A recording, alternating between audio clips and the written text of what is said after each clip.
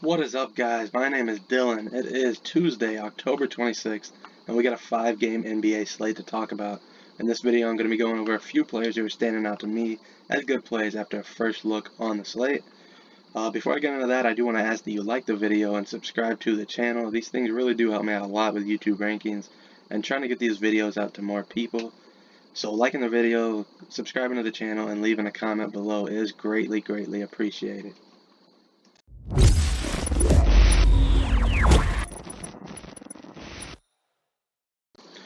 Alright, starting off with the cover boy, Jamal Murray, 7,300 on Draftkings, 7,800 on FanDuel. He's been balling out so far this season. He's taken 14 to 18 shots a game. He's getting it done in peripheral stats, 6+ assists every game so far this season, 6+ rebounds, and then he also has 7 steals through the first 3 games. Jamal Murray is the prototype guy that I like to target in DFS because he gets his fantasy points in so many different ways. You don't have to rely on him having a good shooting night to get it done. He can have a bad shooting night and still get you there because he's so involved overall in the game and he racks up those peripheral stats. Up next, we have Russell Westbrook. This is a guy that I've been avoiding ever since his Lakers debut, where he dropped only 18.25 DraftKings points, a complete bust. But over the last 2 games, he has picked it up and done pretty well, 47 and 46 DraftKings points. So I do feel comfortable going back to Westbrook at only 9,000 on DraftKings. And then he's also had 11 rebounds in a game over the last 2 games and 13 assists in a game over the last 2 games. So he's showing that he still has that triple-double upside every time he steps on the floor. And 9,000 is just too cheap for somebody like Russell Westbrook, who has that triple-double upside. If he keeps getting his peripheral stats done with the rebounds and assists going forward, his price is definitely going to creep up towards 10,000 like we've seen it in years past. So I think this is a perfect opportunity to get Russell Westbrook at a discount because that price will go up. Moving on to Seth Curry. Getting a lot of playing time without Ben Simmons. Obviously, Ben Simmons is out with his whole feud with the 76ers. And that gives a guy like Seth Curry tons of opportunities playing. He played 34 and 36 minutes over the last 2 games. He's put up 36 and 41 DraftKings points in those games. And as long as Curry is getting minutes like he is right now, I'm fine taking shots on him in tournaments at 5,900. He is a guy that's kind of streaky. You know, he's not really a peripheral stats guy. He's either score or bust.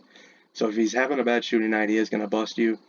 But I do like his upside in tournaments. I just wouldn't recommend him in cash games because of that streakiness, and he does have that potential to bust if he does have a bad shooting night.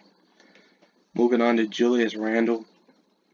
9,500 is just too cheap for him. He's had 60+ DraftKings points over the last, or he's had 60+ DraftKings points in 2 out of 3 games so far this season. He's getting tons and tons of usage in that Knicks offense, as we knew he would, and he plays high 30s, even 40 minutes sometimes in competitive games. So the Knicks starters, their guys play so many minutes, including Julius Randle. I do expect this game to be competitive, so I expect high 30s minutes once again for Julius Randle. The one worry I do have with Randle is Joel Embiid. People matching up against Embiid do tend to pick up a lot more fouls. But at 9,500, I'm not going to let that scare me off of Julius Randle because the price is just too cheap. Moving on, Carmelo Anthony, 5,200 on DraftKings, 4,900 on FanDuel. With Ellington none and Ariza out, Melo's going to be locked in at 25+ minutes. He's taken 10 to 15 shots a game.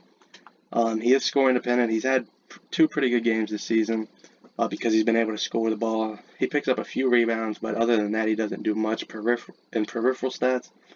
So he is another guy that, like Seth Curry, if he's not shooting well, he probably is going to bust your lineup. But if he is shooting well, he has a lot of tournament upside. So I do like him in tournaments and not in cash games. And then last up, Jakob Poeltl. Again, another guy that's just too cheap, 5,600 on DraftKings. I do prefer him on DraftKings. The price on FanDuel seems right. But on DraftKings, 5,600 is just too cheap for a guy that's performing like he is right now. He's hit 5x value in all 3 of his games this season, and he's hit 6 to 7x value in 2 out of 3 games this season. And I'm just going to keep playing Jakob Poeltl until they get his price right on DraftKings. But yeah, guys, just a quick, some guys who stand out to me. Those are guys I like after a first look on this slate. I wish you all the best of luck in your contest, and I'll see you tomorrow.